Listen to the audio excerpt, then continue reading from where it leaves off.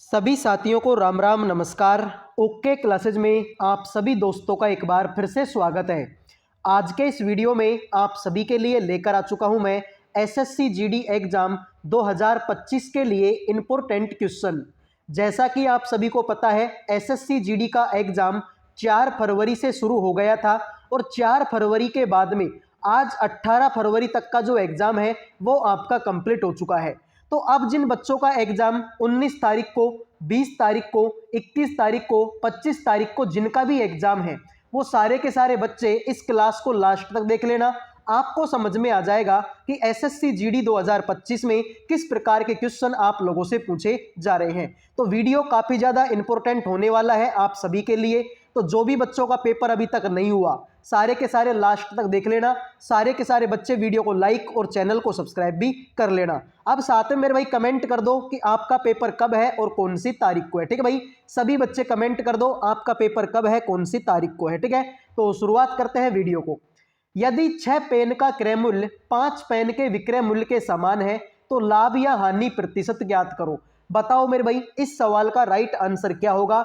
6 पेनों का क्रय मूल्य जो है 5 पेनों के विक्रय मूल्य के बराबर है। तो सभी बच्चे बताओ भाई इस सवाल का राइट आंसर क्या होगा। तो ध्यान से देखो मेरे भाई, तुमसे बोला कि 6 पेनों का जो क्रय मूल्य है वो मेरे भाई 5 पेनों के विक्रय मूल्य के बराबर है। तो यहां से अगर मैं सीपी अपॉन में एसपी निकालूंगा तो क्या हो जाएगा, 5/6 हो जाएगा। ठीक है भाई, तो यानी कि देखो ये 6 आ जाएगा इसके नीचे तो 5/6 हो जाएगा। यानी कि 5 रुपए की चीज को कितने रुपए में बेचा गया, 6 रुपए में बेचा गया। तो 1 रुपए का लाभ हुआ। तो 1/5 गुणा में क्या कर दो मेरे भाई, 100 कर दो। 5 से काटेंगे कितनी बार कट जाएगा, 20%। तो 20% का मेरे भाई क्या हो गया सर, ये हो गया हमारा लाभ। भाई 5 रुपए की चीज 6 रुपए में बिकेगी तो लाभ ही होगा। इसका मतलब 20% का क्या हो चुका है मेरे भाई, लाभ हो चुका है। अगला सवाल देखो मेरे भाई, अगले सवाल में क्या बोला, किसी धनराशि पर 5 वर्षों के लिए प्राप्त साधारण ब्याज उस धनराशि का 2/5 है तो वार्षिक ब्याज दर क्या होगी। सभी बच्चे बताओ भाई किसी धनराशि पर 5 वर्षों के लिए प्राप्त साधारण ब्याज उस धनराशि का 2/5 है, वार्षिक ब्याज की दर क्या होगी। तो बहुत आसान सवाल है। यहां पर मेरे भाई आपको दिया हुआ है 2/5। तो 2/5 का मतलब है कि ये 5 तो तुम्हारा क्या है, 5 तुम्हारा मूलधन है और 2 तुम्हारा क्या है, 2 तुम्हारा ब्याज है। तो आपने मेरे भाई साधारण ब्याज का फॉर्मूला पढ़ा होगा। साधारण ब्याज बराबर में होता है मूलधन गुणा में रेट गुणा में टाइम बटे में होता है मेरे भाई आपका 100। तो साधारण ब्याज कितना मेरे भाई, 2 रुपए का। ठीक है भाई, मूलधन कितने का, 5 रुपए का। ठीक है, रेट का मान मुझे पता नहीं है। समय मेरे भाई तुम्हारा कितना साल का है, 5 साल का है और बटे में कर दो मेरे भाई कितना, 100। तो देखो भाई अब इसको काटा पीटी कर लो, आंसर आ जाएगा। 5 से काटेंगे कितनी बार कटेगा, 20 बार। 5 से काटेंगे कितनी बार कटेगा, 4 बार। और 4 यहां पर जाकर गुणा हो जाएगा तो 4 दूनी 8। तो रेट का मान क्या हो जाएगा मेरे भाई, 8% हो जाएगा। तो जिन्होंने दे दिया 8% आंसर उनका सही, बाकी मेरे भाई आप सभी का हो चुका है गलत। तो बहुत आसान सवाल था। और भाई आज आपने देखा होगा मैंने आपको पेपर एनालिसिस करवाया था। ठीक है भाई, मैंने आपको पेपर एनालिसिस करवाया था और पेपर एनालिसिस में ऐसे ही सवाल आपको देखने को मिले। ठीक है भाई, तो काफी ज्यादा मोस्ट ये सवाल आप मान सकते हो। ठीक है, 2/5 यहां पर था तो 5 तो आपका मूलधन है, 2 आपका ब्याज है। तो ब्याज कितने का, 2 रुपए का। मूलधन कितने का, 5 रुपए का। रेट का मान तो मुझे पता नहीं है तो रेट को रेट रहने दो। टाइम है 5 साल का तो 5 से काटेंगे 20 बार, 5 से काटेंगे 4 बार, 4 दूनी 8। अगले सवाल को देखो मेरे भाई, अगला सवाल तुम्हारे सामने है, विद्यार्थियों की वह अधिकतम संख्या ज्ञात कीजिए जिसके बीच 1003 चॉकलेट और 2703 कैंडी इस प्रकार बांटी जा सके कि प्रत्येक विद्यार्थी को प्रत्येक की समान संख्या में मिले। ठीक है भाई, यानी कि तुम्हारे पास में 1003 तो क्या है, 1003 तो मेरे भाई तुम्हारे पास में क्या है, 1003 तो चॉकलेट है। उसके बाद है मेरे भाई 2703 मेरे भाई आपकी क्या है, 2703 आपके पास में कैंडी है। तो अब आपसे बोला है कि इनको मैं प्रत्येक विद्यार्थी को कितनी कितनी दूं कि चॉकलेट और कैंडी मेरे भाई आपको समान संख्या में मिल जाए। तो जब भी ऐसा सवाल आपको देखने को मिलता है इनका आपको क्या निकालना है, HCF निकालना है, यानी कि में से आपको निकालना है। ठीक है भाई, क्या निकालना है, में से। तो अब ध्यान से देखो मेरे भाई, ऑप्शनों से ही कर लो सवाल को। भाई यहाँ पर है 33, 33 मतलब 3 का भाग जाएगा इसमें, लेकिन सर 3 और 1 4, 3 का भाग 33 का भाग तो नहीं जा सकता, तो ये तो मेरे भाई हो गया तुम्हारा गलत।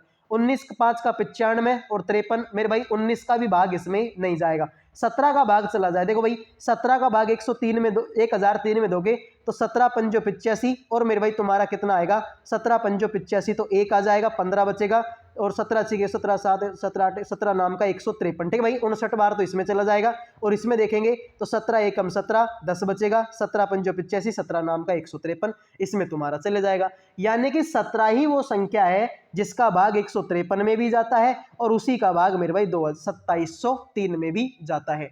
तो 17 हमारे सवाल का क्या होगा भाई, राइट आंसर होगा। ठीक है भाई, तो जब भी ये प्रत्येक विद्यार्थी को समान संख्या में मिले, समान संख्या में पौधे लगे, ऐसे सवाल बहुत सारे आते हैं। तो जब भी ऐसे सवाल आ जाए तुमको तो कुछ नहीं करना, उनका क्या निकाल देना है, HCF हाईएस्ट कॉमन फैक्टर यानी कि में से उनका निकाल देना है। आ जाओ भाई अगला सवाल देखिए, 5 संख्याओं का औसत 32 है, यदि एक संख्या हटा दी जाए तो औसत 28 हो जाता है, हटाई गई संख्या बताओ कितनी होगी। बताओ भाई, बहुत आसान ये सवाल है। ठीक है भाई, बहुत आसान सवाल है, फटाफट से कमेंट कर दो भाई इस सवाल का राइट आंसर क्या होगा। ठीक है भाई, तो देखो यार, तुमसे बोला गया 5 संख्याओं का औसत कितना है मेरे भाई, आपका 32 है सर। एक संख्या इसमें से चली गई, एक संख्या माइनस हो गई, अब एवरेज कितना आ गया सर, 28 आ गया। सर ये तो बड़ी खतरनाक बात हो गई भाई। अरे भाई खुद तो गई जो गई, देखो एवरेज का मतलब होता है, औसत का मतलब होता है सब में बराबर बराबर बटना। तो यहाँ पर ये जो 5 संख्या है ना, सबके बट में 32 32, ठीक है भाई 32 32 32 और 32, यानी सबके बट में 32 32 32 आ रहा था। अब ये जो संख्या चली गई, इसके जाने के बाद में औसत कितना हो गया मेरे भाई, 28 हो गया। तो भाई खुद तो गई जो गई, भाई एक संख्या इनमें से कम हो गई, तो एक संख्या कितनी कम हुई, 32, तो खुद तो कम हो गई जो हो गई, बाकी सबके औसत को और 4 4 कम कर गई।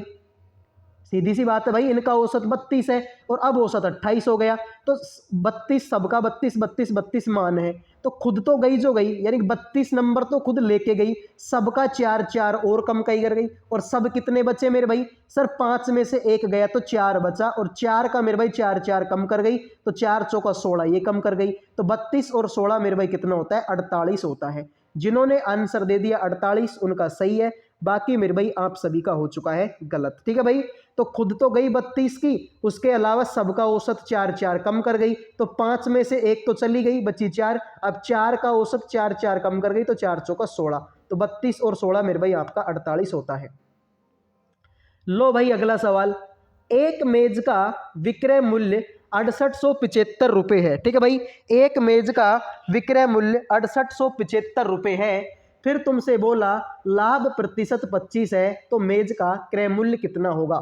सभी बच्चे बताओ भाई इस सवाल का राइट आंसर क्या होगा।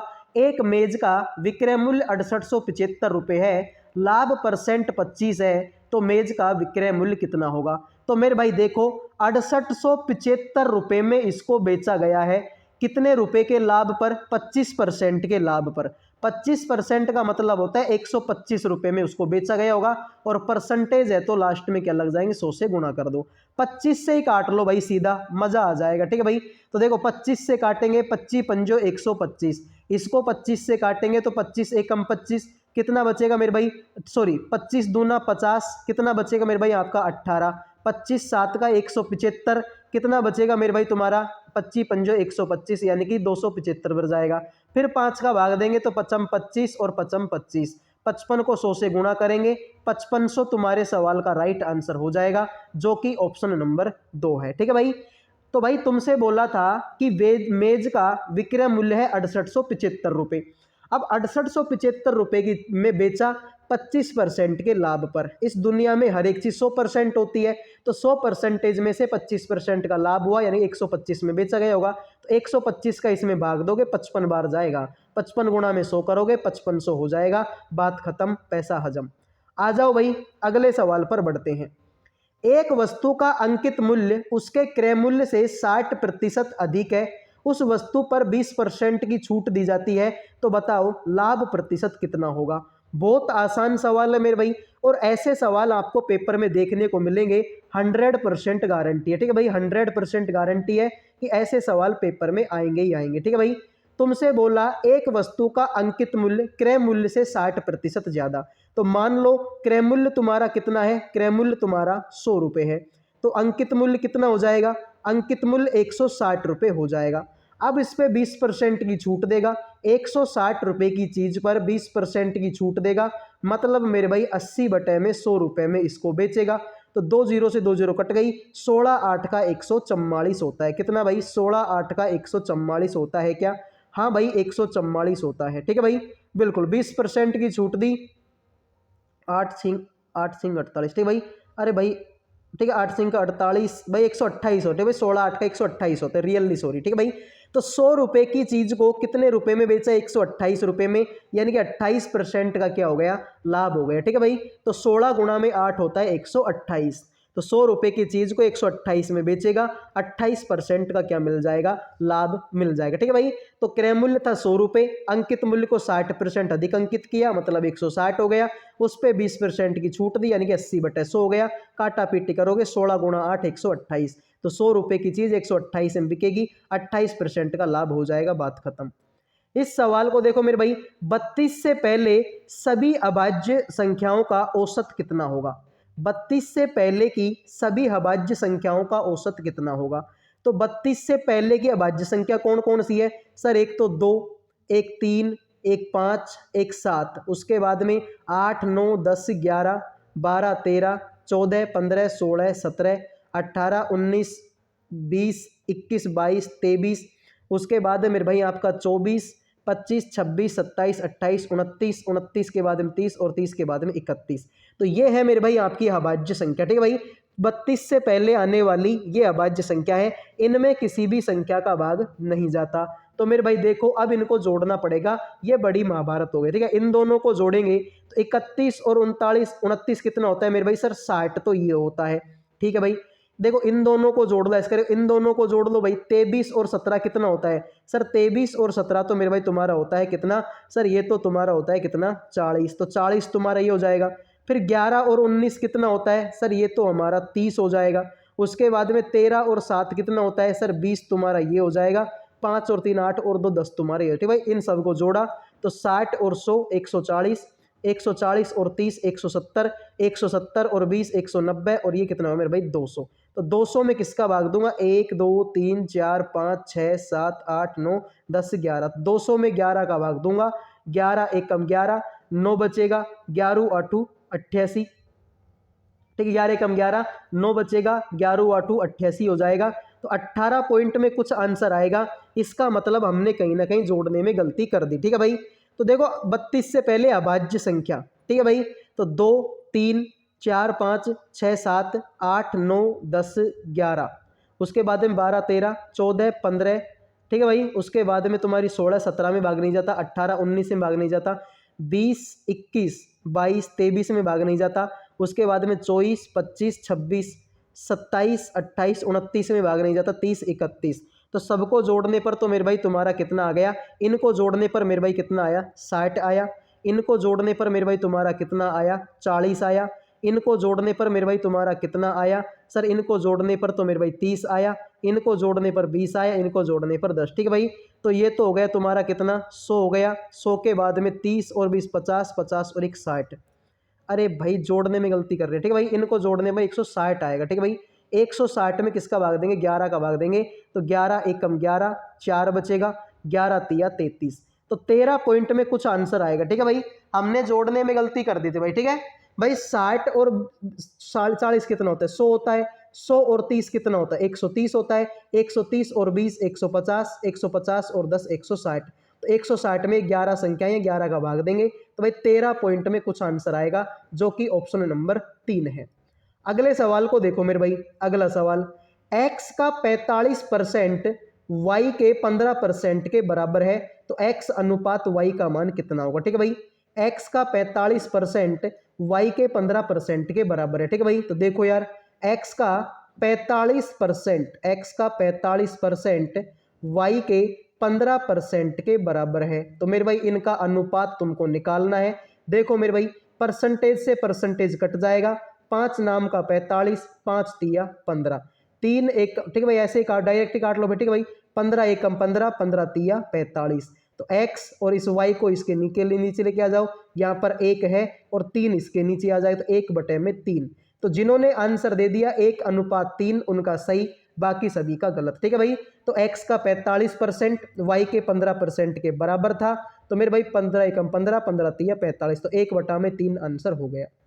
अगला सवाल देखो मेरे भाई तुम्हारे सामने है, किसी संख्या के 20% का 25% 250 के बराबर है, तो उस संख्या का 35% कितना होगा। बहुत आसान सवाल है मेरे भाई, किसी संख्या का 20% का 25%, ठीक है भाई। देखो किसी भी संख्या, मान लो x वो संख्या है, इसका मेरे भाई 20% का 25% किसके बराबर है मेरे भाई, 250 के बराबर है। काटा पीटी कर लो भाई, ठीक है। तो देखो 25 एकम 25 कितनी बार कटेगा, 10 बार कटेगा, 10 एकम 10 और 10 दूना 20, तो 2 का भाग में कितनी बार जाएगा, 50 बार जाएगा।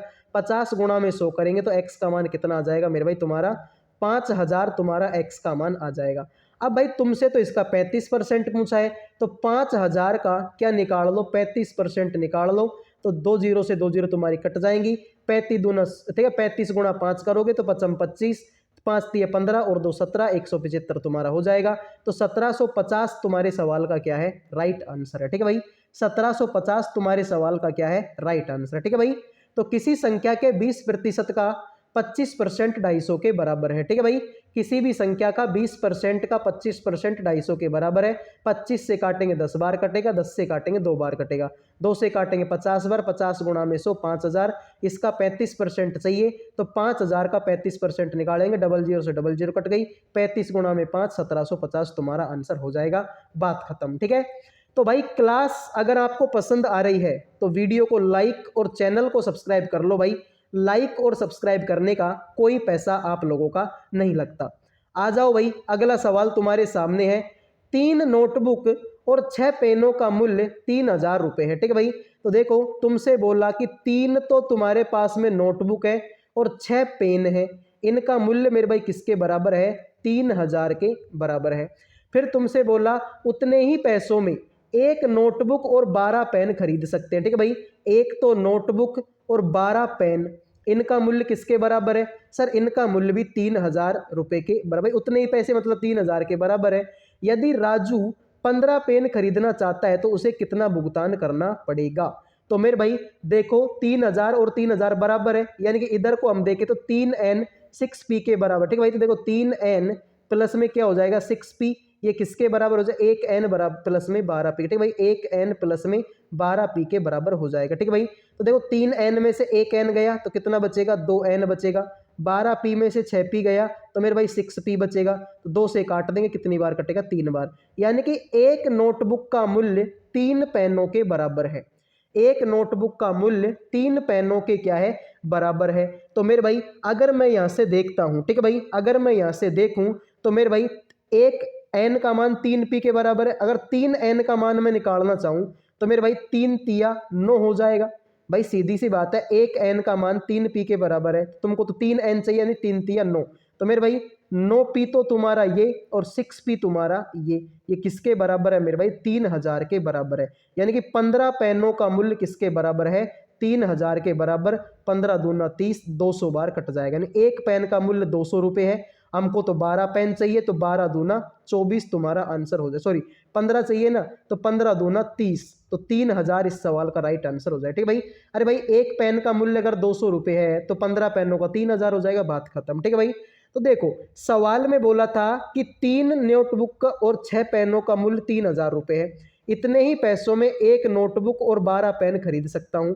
तो भाई 3000 बराबर है, इधर से मेरे भाई 3n प्लस में 6p, 1n प्लस 12p के बराबर हो जाएगा। तो 3n में से 1n गया तो 2n बचेगा, 12p में से 6p गया तो मेरे भाई 6p बचेगा, 2 से काटेंगे 3 बार कट जाएगा, ठीक है भाई। यानी 1n का मूल्य 3p के बराबर है। तो भाई अगर 3n का चाहिए तो भाई 1 का मान 3 तो 3 का मान 9, तो 9p और 6p 15p। 15p किसके बराबर है, 3000 के बराबर है, तो 15 से काटेंगे 200 बार कटेंगे। एक पेन का मूल्य 200 रुपये है, तो 15 पेनों का मूल्य 3000 रुपये हो जाएगा। आज का लास्ट सवाल कर लेते हैं मेरे भाई, ठीक है। तुमसे बोला गया है कि पी क्यू और आर के बीच 8400 रुपये क्रमश है, 2/3, ठीक है भाई, अनुपात 3 और अनुपात 1/3 में बांटे जाते हैं। तो बताओ आर का हिस्सा कितना होगा। ठीक है भाई, तो ऐसे करो, पूरे समीकरण को 3 से गुणा कर दो। ठीक है भाई, पूरे समीकरण को 3 से गुणा कर दो। भाई देखो, अगर मैं इसको 3 से गुणा करता हूं तो 3 से 3 कट जाएगा, तो 3 2 बचेगा। इसको 3 से करूंगा तो 3 तिया 9 हो जाएगा, और इसको 3 से करूंगा 3 से 3 कट जाएगा, यानी 1 आ जाएगा। ठीक है भाई, तो इनके बीच में 8400 रुपये को बांटा, तो 2 और 9 11, 11 1 12, यानी कि 12 का मूल्य किसके बराबर है, 8400 के बराबर है। तो 12 7 का 84, यानी 1 का मान हो जाएगा 700 के बराबर। तुमसे तो आर का हिस्सा पूछा है, तो ये तुम्हारा पी, ये तुम्हारा क्यू और ये तुम्हारा आर। आर का मान तो वैसे भी 1 ही है, तो 1 का मान 700 के तुम्हारे बराबर हो जाएगा। तो ये थी आज की क्लास। उम्मीद करूंगा कि क्लास आपको पसंद आई होगी। पसंद आई है तो वीडियो को लाइक और चैनल को सब्सक्राइब कर लो भाई। लाइक और सब्सक्राइब करने का कोई पैसा नहीं लगता। अगले वीडियो में मिलेंगे। जय हिंद, जय भारत।